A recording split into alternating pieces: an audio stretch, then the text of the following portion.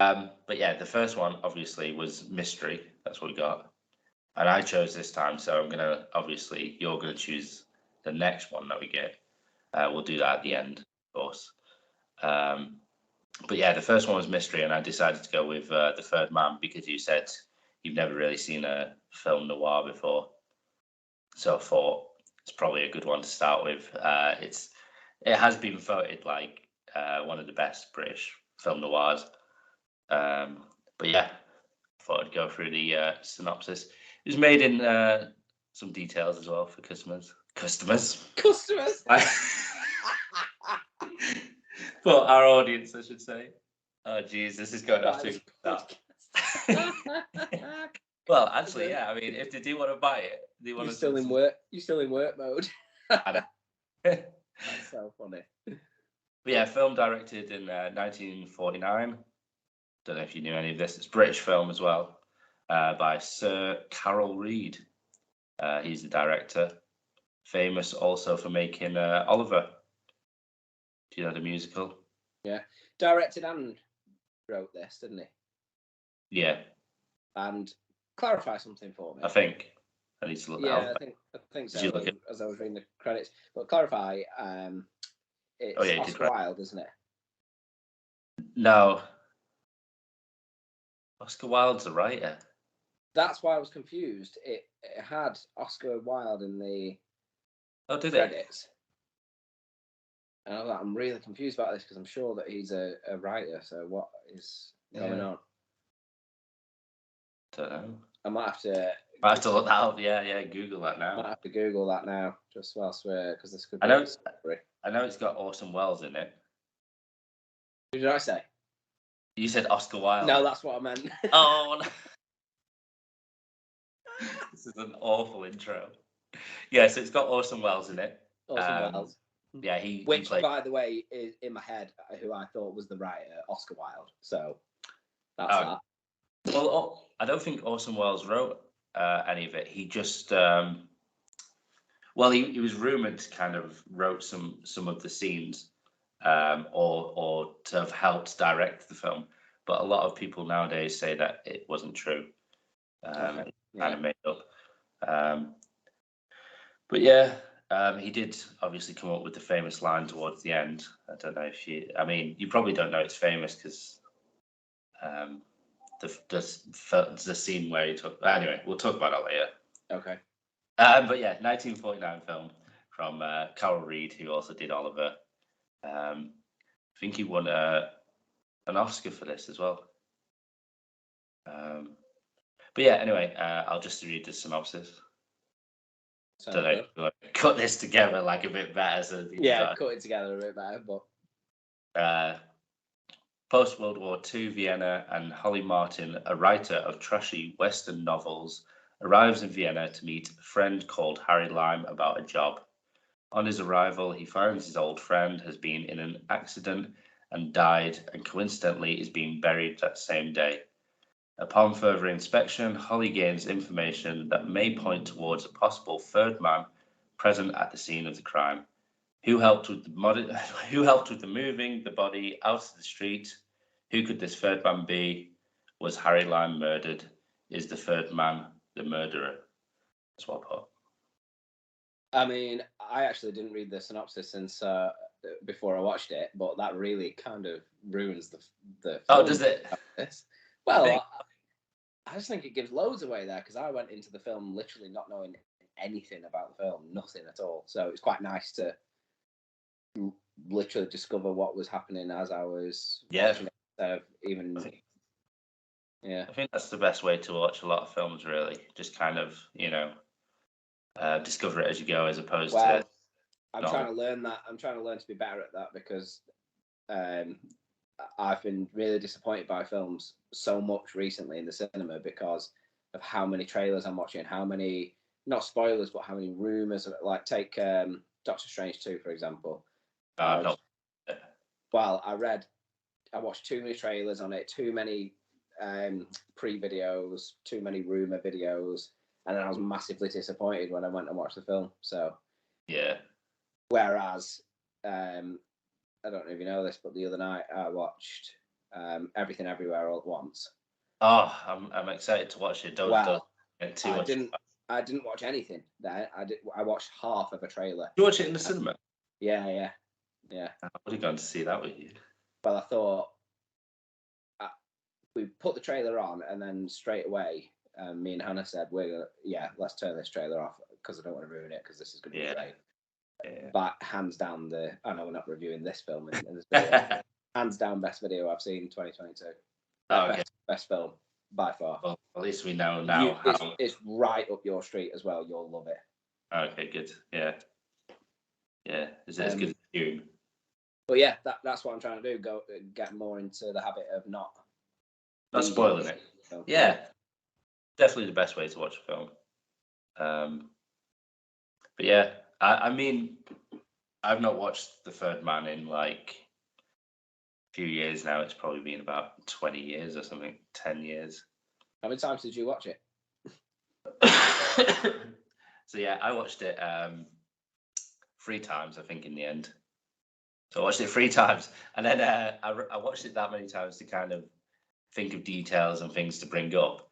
Yeah. But then because I've not watched it in like a good week or 2, I kind of forgot a lot. You forgot. Well. Yeah. It was good for me because I've actually, and believe it, I talk about films with you and stuff, but I've never properly reviewed a film before, so I wasn't even sure how to do it. So what I did was I just put the film on, and throughout the film I just had my little notes. Oh, you wrote notes? Oh, nice. Yeah, just about, I don't know, just things that I liked, things that I noticed, things that I didn't like. Yeah, let's go through them then. Yeah, it'd be nice to hear what you thought of it, because obviously I've watched it before, and I think having that knowledge of knowing that it's often voted as one of the greatest films of all time, obviously gives me a different opinion probably than you actually have from just kind of watching it. Yeah. And probably knowing that. Yeah, that's interesting you say that, because I think that's true, because I watched it and it's the oldest film I've ever seen. So. Oh, good. Yeah. At least so as I was watching it, I was like, "Well, this is going to doing this podcast is going to really open up my. It's going to make my film knowledge and film catalogue way more broad." But yeah, oldest film I've ever seen, and I could really tell because I really like sound in films. Yeah. So I really struggled with the sound mixing and the quality. It was kind of like volume mega up for the dialogue, and then shockingly loud for the score. Really?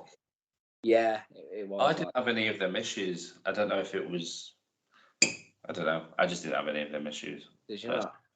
No. Do my sound then, but yeah. No, I just like it was. Some of it was piercing, and then some dull, and then the dialogue also was just difficult to hear. But that's just because of technology, then I suppose. Really? I mean, like I say, I didn't have any of them issues. No. But I don't know. Maybe it's your sound system. I don't know. Yeah, maybe. Yeah, but on sound anyway. Now you'll probably tell me if I'm on the right wavelength, but obviously the score was. I mean, I didn't like it, but did you not? No, but I think were they going for, because obviously he writes Western books. Is that what they were going for? Kind of like that old guitar thing or something like that. I mean, no, I don't think so.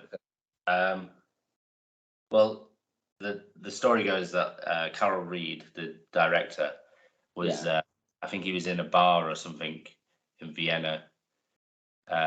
Some stories say that he heard the zither player, because he plays a zither, just like a string instrument. Bizarre one. Obviously makes that bizarre noise. Yeah, you see it in the beginning, don't you? That's like the first shot you see is the zither kind of. Oh, I've got that. Yeah, I've got that in my notes here. I thought that was really good, actually. Oh, good. Yeah, with the credits running along. Yeah, but The story goes that he heard the composer, I think his name's like Anton Karas or something like that, playing basically in this courtyard or around this bar area or something, and then just kind of said, I really want this sound for this movie that I'm making. Basically hired him for it. Really? Opening track, yeah. And then I think after that, the composer kind of used that sound for the rest of the track. I think it's this is where we differ. Yeah, I think it's like a masterpiece, like soundtrack. I think it's incredible. Yeah, it's just so interesting and unique. It's unique. I'll give you that. Yeah, it was top of the charts as well when it came out. Was it? Yeah, yeah, which is surprising. It just made me think like, I mean, it probably did its job. Just that bit where, when something shocking in the film happened or a revelation or something like that. It was really pierce it, to either get you on edge or it did its job. It worked. Yeah. It made me on edge when I needed to be. So that's good, I suppose. Yeah. I just can't imagine it's something I'd sit and listen to like I do with others, but yeah, that's the sound. Yeah, no, I absolutely, like I say, I absolutely love the soundtrack. I just think it's so playful. It kind of mirrors almost what spoilers if you've not watched film 1949, and you probably can't talk about that. What? I haven't seen 1949. No, I'm talking about spoilers for a film that is 1949. Oh, yeah, you can't really get spoilers for that. What film's called 1949? No, I'm thinking of 1989, 1984. That's it, 1984. Yeah. I haven't seen that. But yeah, I think it really like thinking about it now, I didn't really think about it at the time, but it kind of really works so well with the playfulness of Harry Lime as a character. You know, that first like intro that you see of him, which we'll probably discuss in more detail. I mean, I watched it like 3 times, so I think I really fell in love with it as I was watching it. Yeah, probably. You'll probably have more detail than me, but another just a thing on the technical side of things before we jump in. Obviously, there's a lot of German in the film, German speaking, and I tried to put subtitles on, but it wouldn't let me. Are we not supposed to know? Yeah. So obviously, because it's a film noir, a lot of the themes of film noirs in general is like cynicism, fear. It's because it's a lot of film noir basically came from after the war, that kind of fear and stuff surrounding war, and kind of being fed up with this kind of world, that sort of attitude. That's what film noir usually is. Yeah. And one of them is like paranoia. So obviously part of that paranoia is from him not being able to speak the language. Yeah. And struggling to understand what these people are like whispering about him. Yeah. Well, I liked that because it obviously I tried putting subtitles on and then quickly realised we're not supposed to know. Yeah. I got that was the sense of him not understanding what's going on, and that made me not understand what was going on. But I understood that was part of the journey. So I quite liked that, to be fair. Yeah, like the scene where so that's that little boy obviously recognizes Holly when he turns up at the apartment. Obviously, there's the porter that's just been killed upstairs. Again, spoilers if no one's watched this yet. I mean, it's a really old film, so you should have. Porter's been killed upstairs, and obviously this boy's seen him, Holly, in the apartment before, so he's kind of associated Holly being the murderer kind of thing. Yeah. You hear him start whispering to some of the adults in German, and then it's obviously he's panicked, looking around, kind of not figuring it out, and then obviously Anna turns up, the femme fatale, the love interest, to kind of explain what they're talking about. But yeah, I love that that side of it, like all the paranoia and stuff surrounding it. Yeah. What yeah. There was a scene, well, showing paranoia, actually, there was a scene that I thought was amazing where Harry was running away from everyone. Yes. Underground in the sewers, and there was it was in sort of like a middle room, and there was loads of tunnels, and you could hear voices from every tunnel. Yeah. I thought that was great. I don't know why, but no, it is really nice scene. That's the scene, yeah. Yeah, it is incredibly. The build up to that scene is really great. Yeah. Keeps going around every corner. Feels like a rat in a maze sort of thing. Yeah. It was pretty good. It was pretty good. Now you're gonna laugh here now. Yeah. What was because I was watching it, and like I say, I had trouble. Maybe I do need to watch it again. I had trouble following not the storyline as much, but just getting the details that I needed. So Harry, just explain a little bit more about the story for everyone, and just explain to me as well what Harry was. A killer, a murderer, a hitman, what? So he was a racketeer, wasn't he? So you find out in the film. So towards the end, you obviously, spoiler again, find out that Harry Lime is in fact not dead at the funeral. He's not been buried in his, his corpse hasn't been buried, but instead he's alive.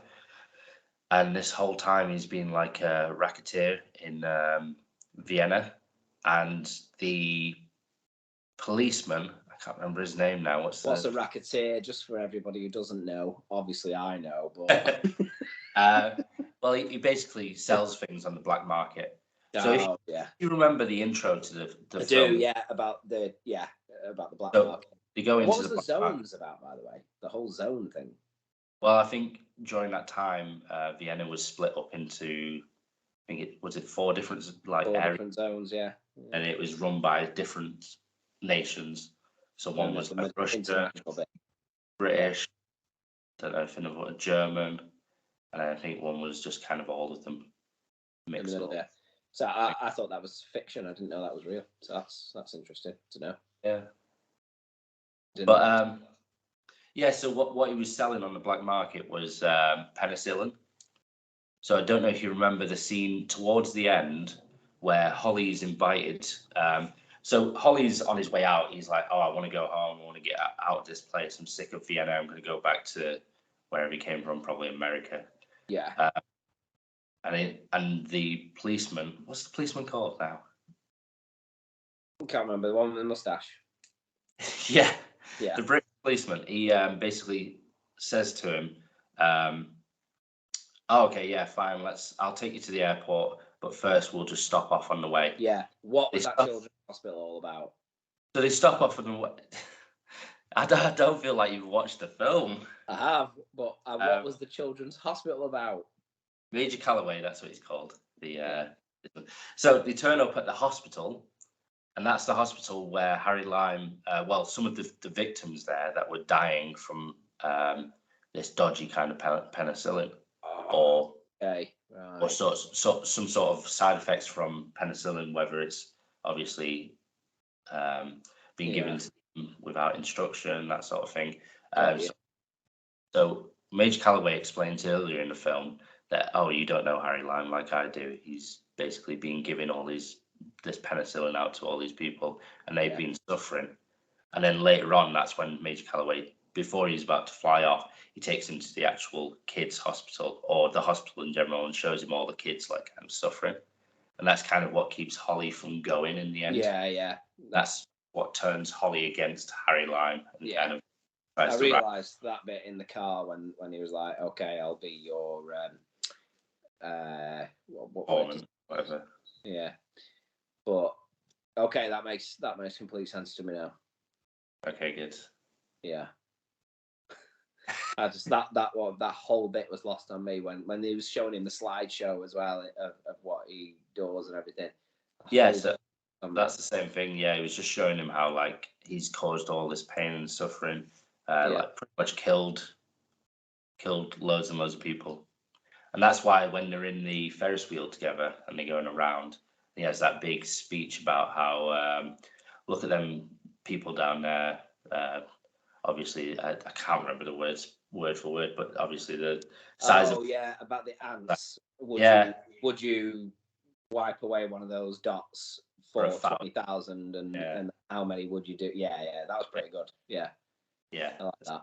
So that's kind of showing a bit of insight into what sort of character Harry Lime is. Obviously very selfish, self-centered, all about profit and making money. And I mean, you see that in the end when he kind of he doesn't give a damn about Anna, who kind of obviously absolutely adores Harry Lime, but doesn't get that kind of love back from him. Yeah. So it just shows how he uses people around him to get what he wants. I mean, he even asks Holly towards the end, doesn't he, to help him with the trade. He's like, I've got no friends here anymore. I kind of want to stay around and help me. And that's kind of the person he is. I mean, Harry Lime was voted like one of the worst villains of all time in film history. Because obviously, I mean, even though you don't see at any point him doing anything evil, really. It's all heard about and what they talk about. But there's something so sinister about the way he's so charming. Yeah. He's almost laughing about it, isn't he, when in that fairground scene? But he's just so intoxicating to watch as he kind of talks. Like, you just engrossed in what he's saying. I found that anyway. No, I get that actually. Yeah, I appreciate that. But yeah, that fairground scene, by the way, I really thought that, like, the acting was great, by the way. All I thought all the way through. There's just that one scene where he was walking over to the Ferris wheel in the fairground. Yeah.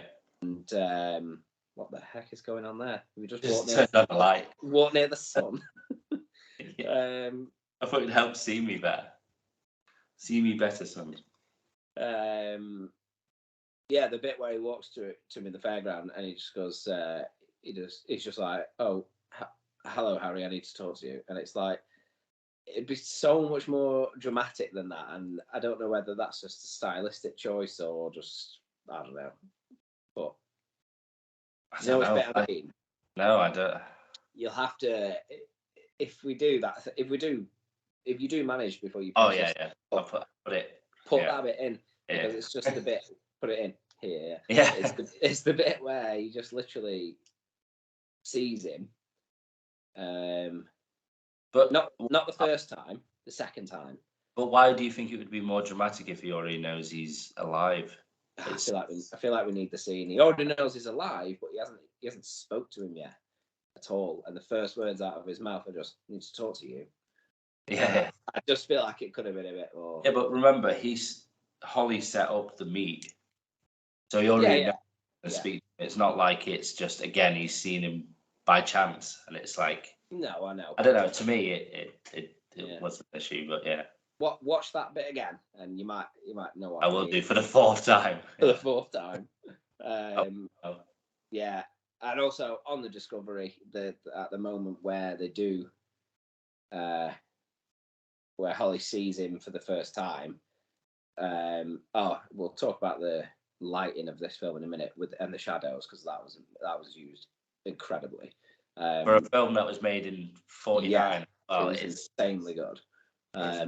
But that bit where he is in the shadows first and the cat on his feet, just because the way that happens is that Anna says, well, Holly goes to stroke Anna's cat and then it runs away, and then Anna says, oh, he only liked Harry.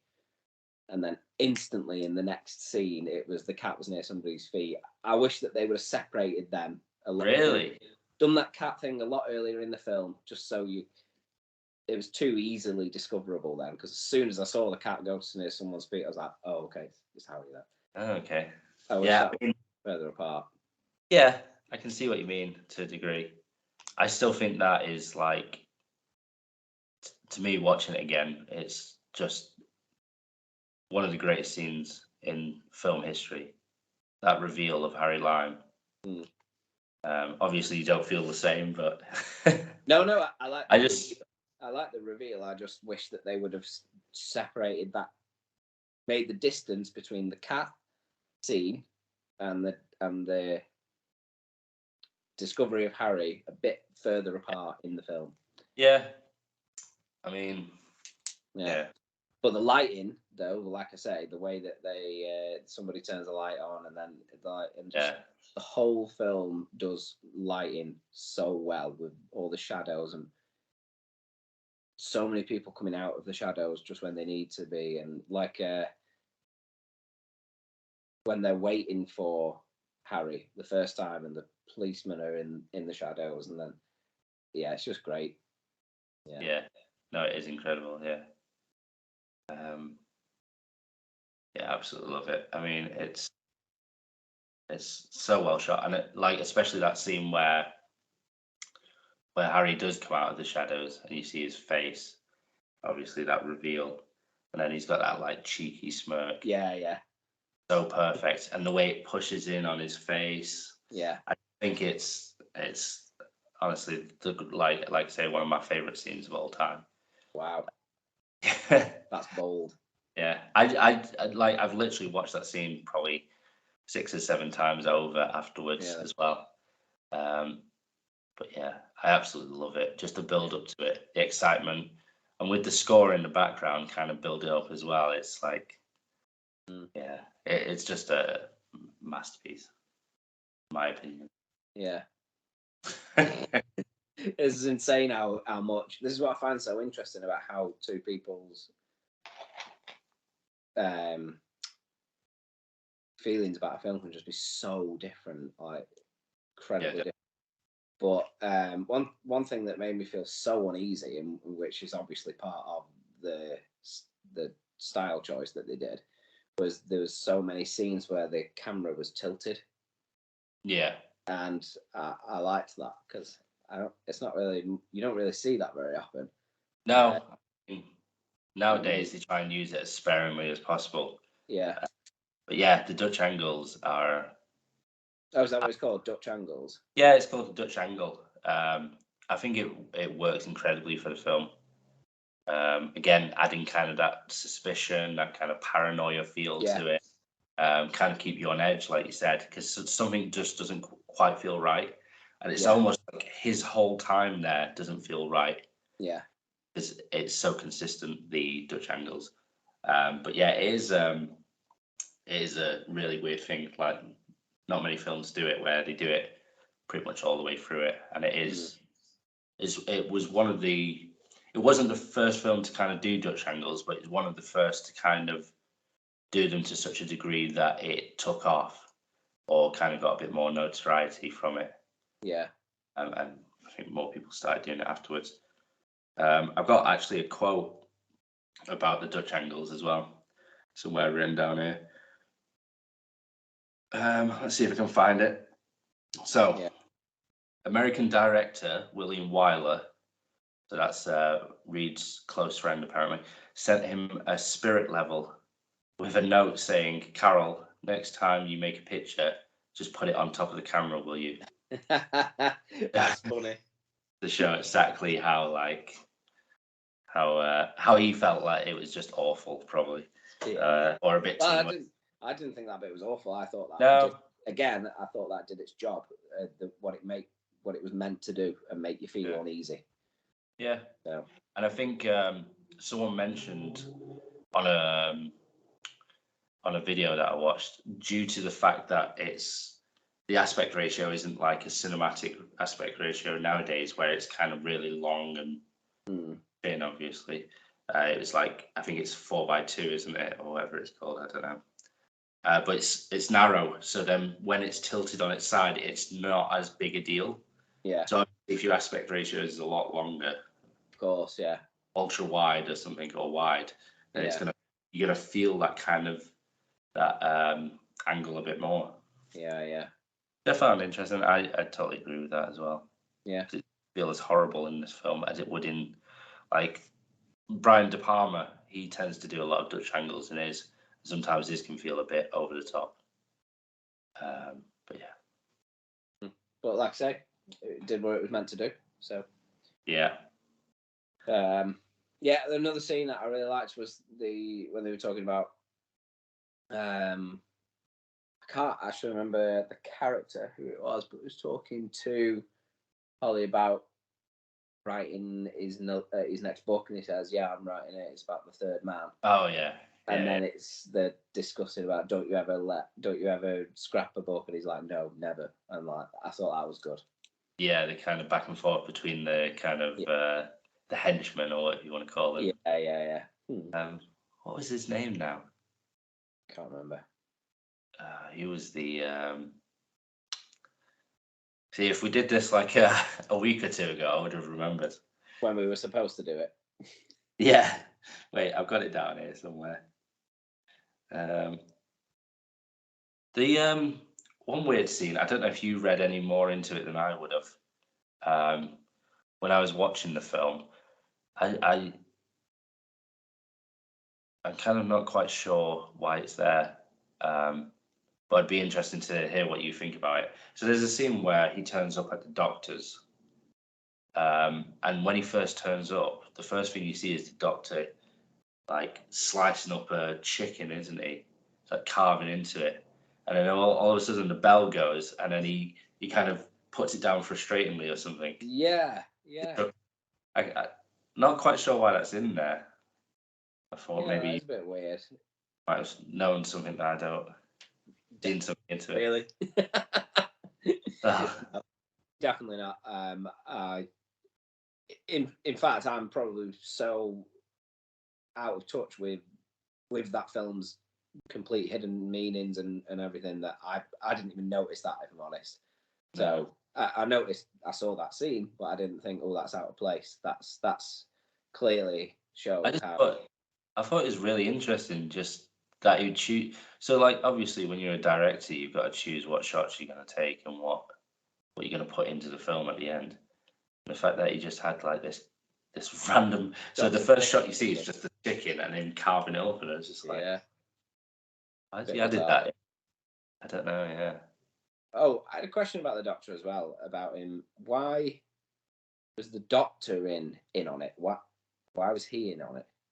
Well, he's just probably a friend of Harry Lime's. Right. Okay. So all three of them would have been friends of Harry Lime, and they're probably profiting from him. So he's probably giving them money. Yeah, it makes sense. Yeah. Yeah, his name is Popescu. The guy that threatens. Yeah, Holly, or one of the random friends. But yeah, I wrote down the actual quotes from it because I did like that scene as well. Actually, the way that it goes back and forth. With the story. Yeah, that's very classic film noir style, which is where your protagonist tends to be this kind of cocky and quick-witted protagonist a lot of the time. So if we watch any more in the future, you'll see that where usually they've got some snappy comeback for the main guy. You see it again as well where he talks to Major Calloway, and he says something like, basically calls him a fool for getting in the way or something. I can't remember what. And then he says back to him about how you've been a fool all this time. I don't know. He says it better than I do, but that's usually the way that they are. Yeah. But yeah. I like it. And then the way that it ends. So I remember when we were talking about the Batman, and I was saying how I didn't like the scene in the Batman where they're riding on the bikes together in the sunset at the end, and you were explaining to me that that's very film noir.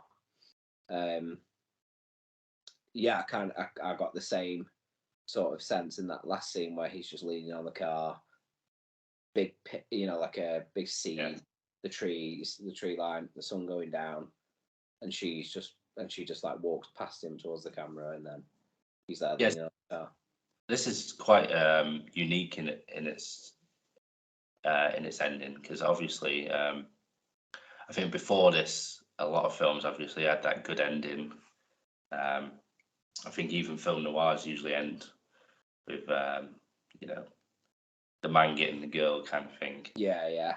Well, that's what my question was. I was just like, I don't get that ending, because I thought that it would be, you know, the classic case or whatever, but no, she just walks past him because obviously she's still upset. And I thought, in my head, is she angry with him for killing Harry?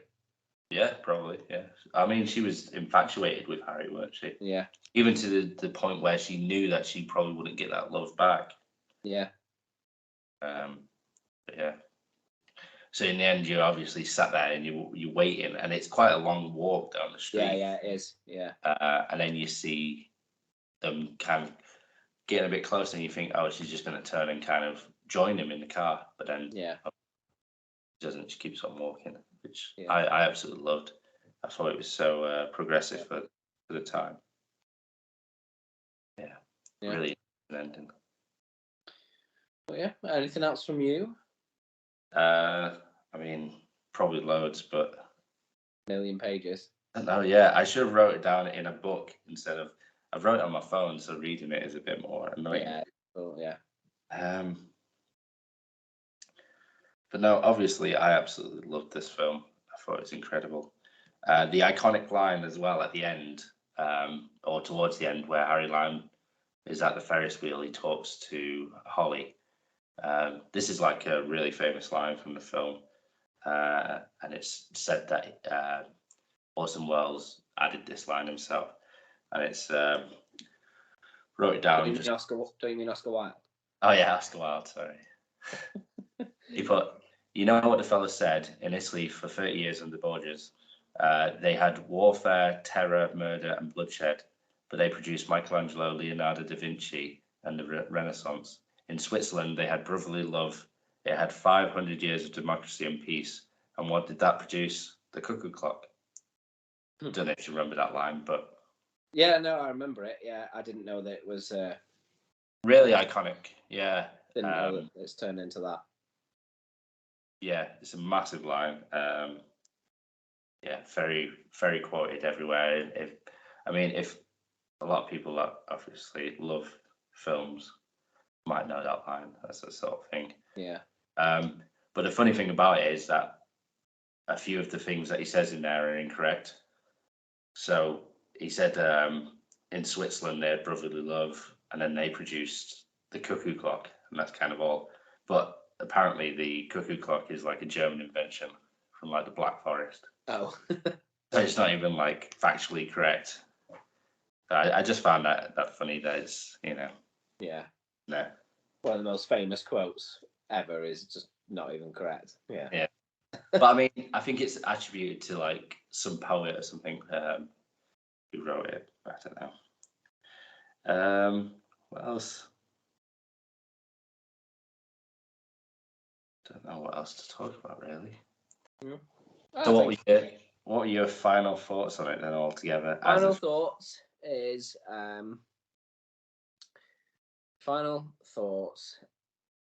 that I can't say I can't sit here and say that I really enjoyed it. No, you don't have to. Because I didn't. I quite, one thing I did like about it was that it was unpredictable. I didn't see for 1 minute that Harry was going to be still alive. Yeah. No, I thought the murderer was maybe Anna or something. Like, I just definitely was mysterious, and I had no idea what was going to happen next.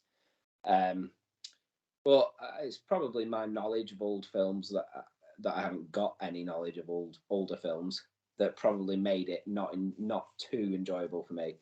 But maybe the more I watch, the more I'd say give it a second chance, really. Because the first time I watched it, so I was going to say, like, when I watched it like 20 years ago or whatever I did, I wasn't too impressed with it when I first watched it. I thought it was okay, but I knew obviously it was a great film. And then since watching it now, I think it's an absolute masterpiece. But I didn't have any issues with the sound as well, so I don't know what that was about. Yeah, maybe I'll try that again. But clearly, then, from if you're thinking that when you first watched it, you didn't enjoy it that much, but then within that 20 years, your knowledge on film has increased massively. Yeah. And just the more diverse your film watching is, I suppose, the more you learn, the more you'll enjoy things like that. So yeah, I don't know, in the future. Yeah. You know. Yeah, no, I just thought it was honestly like an incredible film. I thought it was really well acted, and for the time as well, it really stands up today. In my opinion, on the way it's shot and the way it looks, it's just amazing, incredible. Yeah, I'd agree with you that. Acting wise, not an issue. It was great. Camera shots, lighting, the set as well was really nice. Set design was great. Well, it's one of like a lot of the times in them days they would shoot on sets, whereas this was shot actually in Vienna. So I think that kind of really helped with a lot of it. Not all of it. I think some of the sewer scenes were made for. So apparently Orson Welles didn't want to get dirty in the sewers, so they had to make the set of him like back in England, I think. Do you want to do ratings for these films for every film we watch, or? Yeah, I mean we could do. Or are you happy just to have final thoughts? Yeah, no, we could do ratings. Yeah. I think next time when I watch the film as well, I should start writing some questions down, and like you did, write stuff that I liked, write stuff that I didn't like. Yeah. Obviously, I can bring them up as well. Yeah. But I mean, the problem with this film, I think I loved every part of it. Trying to think of a part that I didn't, but I really did love every second of it. Yeah. Like I said, I watched it three times, and that's something I don't tend to find able to do anymore, because I tend to get put off by films. And the other funny thing is that I was going to mention earlier. So obviously, I watched this film, and then I kind of put on another old film to try and watch it. I can't remember what it's called. I think it's by Billy Wilder, but not one of his more famous ones. But I put that on, and I could not sit through 5 minutes of it. Really? It shows how I feel that this, I don't know, just still stands up today. Fair enough. I think some older films I still struggle with myself. But yeah, I found it perfect and really good. Cool. Well, should we spin the wheel? Oh yeah, we're going to do ratings as well. Oh yeah, of course. Right. What would you rate it out of? Are you going to do out of 10 out of 100? I think we'll do 100, shall we? 100, okay. Yeah. Well, I don't know, because like technically it was really good with the cameras and the lighting, like I say. Yeah, but, I mean that shouldn't matter. It's more how you enjoyed the film. How I enjoyed the film. Yeah. Yeah. I mean, if we're just going on sitting there enjoying the film then and not delving into what I thought of like all the technical side of stuff, then I'm gonna go. It's gonna be disappointing. You're gonna hate me, but I'm probably gonna go something like 35. I'll go. Out of 100, are you taking? Yes. Like I've got high standards. High? Are you joking? Go on, what are you giving it? You know, it's like voted like the greatest film of all time. That's it, isn't it? Or I don't know what was it voted. Let me look at the accolades first. I can tell you all this first. Go on. Just so you know actually how good this film is and how wrong you are with a 35. Jesus Christ, man. Well, very high. Yeah, don't forget the whole point of the film is everybody has different opinions. Yeah, some people have the wrong one. So rated 99% on Rotten. Yeah, ranked 5th on the American Film Institute's list of the 10 greatest films in the genre mystery in June 2008. What else have we got? You see, it'll be interesting to see if the more films like that I watch changes your opinion. Changes my opinion. You'd have to go back to watch it, wouldn't you? Yeah, definitely. I would. I'd be interested in that. Won the Palme d'Or at Cannes. Do you know, I'm looking at the image now of Harry's face when they reveal him in the light. Yeah. And I'm just looking at that and I'm thinking, when I watch sort of like movie videos on YouTube and stuff, you know, like top something or top 10 something, I've definitely seen that image before. Yeah, you would have. It would have been on what's that one that we watch all the time? Cineflix. Cineflix, yeah. Yeah, definitely. Oh yeah, I bet they'd love it. They would. Bloody hell. BAFTA Best Film Award. It got the Best Director at the Academy Awards. Nice. And it got the BFI voted it the greatest British film of all time in 1999. That's what I mean. See, all time. 35%, see? Go on, what are you giving it? For me, I mean, this might sound like I'm saying it just because I know that it's a good film. If you say 100, I'm ending this call. No. 100. No, I know. I'd say, for me, I started off at 95, but I think I'm going to go to 93. Ooh, why? So about 93. What's the dropping of the... Why dropping 2 points? Just thinking about it, I don't know. That's so funny. 95, probably more reserved for, you know, I don't know. I wouldn't say right here what kind of films that would be. 95, maybe, you know, likes of the Godfather. Or films that I personally like more than anything else. Even though I could give one 95 that you would probably hate because it's all about. Yeah, go for it. What is it? Avatar. I would give that film, by the way, a lot higher rating if we were going off. Like I said, all the things that I just thought were great about it, but just personal enjoyance. I'm happy with that. What I said. I'd prefer that you went off personal enjoyance. Yeah, that's good then. Right, spin that wheel. Yeah. Are you? Are you doing it or am I doing it? Oh, you do it. It's my choice, isn't it? It's yours. Yeah. So what I did, I wrote down loads of different choices. Yeah, I really regret not doing that now. So sometimes you think of a film and then you go, oh, actually, I should have said that film. Yeah. I'm so disappointed though in you with The Third Man. Sorry, mate. Yeah. I feel like I need to actually find a film that's next time I'm voting, I'm going to find a film that actually deserves a 35 and I'll put you through it. And you'll see what 35 is. Then I'll give it a 95. Yeah. We'll watch The Room and you'll probably give it like 100. Well, let's see what The Room is. You've never heard of The Room? No, I have, and I've still yet to watch it. Okay. Oh, hang on a sec. Sorry, I'm thinking of Room. Yeah, no. That's why I was really confused then, because I thought I heard that film was really good. So, yeah, 93% Room. Okay, again, we don't have all the genres that we've chosen yet. Yes, because we keep asking John to make the wheel, but he never makes it. Yeah, okay, I'm going to spin it. Thank you.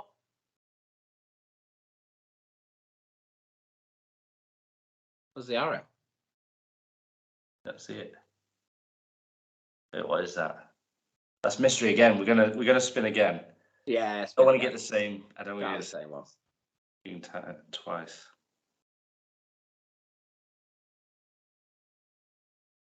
Okay, here we go. What should be mystery every time? If you could see on my view how you're holding this wheel, it's really funny. Oh, okay. So it's Crime and Heist.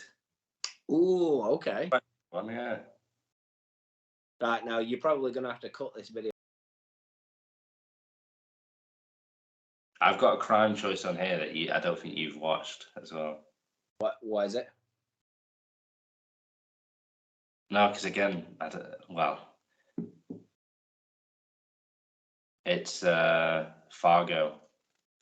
Never seen it, and I know that it's supposed to be brilliant. Yeah, 35. Yeah, No, I'll give it 36 probably.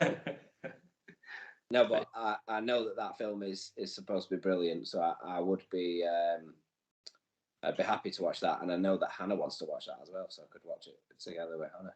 Yeah, kill two birds with one stone. Yeah. Just wondering if there's any. Keep the nasty wives happy. Nasty wives. Oh yeah, did you think? Okay, let's go with Fargo. I'm actually really happy about that because it's been on my list for so long.